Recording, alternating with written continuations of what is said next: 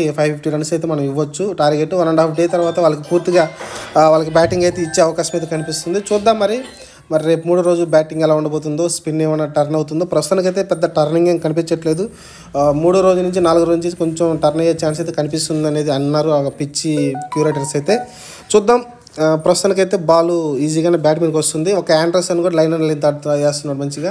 అతను ఒక్కరిని కొంచెం జాగ్రత్తగా ఆడుకుంటే మిగతా స్పిన్నర్స్ పెద్దగా ఏమీ ఇబ్బంది అయితే పెట్టట్లేదు మన బ్యాటర్స్ని అయితే.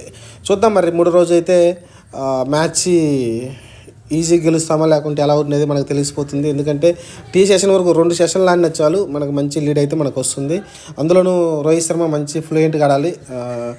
పెద్దగా ఫామ్ లేడు. ఫస్ట్ టెస్ట్లో కావచ్చు, ఈ టెస్ట్లో కావచ్చు, మొత్తం 3 ఇన్నింగ్స్లో పెద్ద స్కోర్ ఏం చేయలేదు.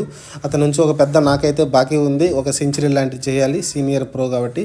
చూద్దాం మరి అతని నుంచి ఎలాంటి నాకు వస్తుందో. అలానే జైస్వాల్ 200 చేశాడు కదా, మరి ఈ మ్యాచ్లో సెకండ్ ఇన్నింగ్స్లో ఎలా ఆడతాడో చూద్దాం.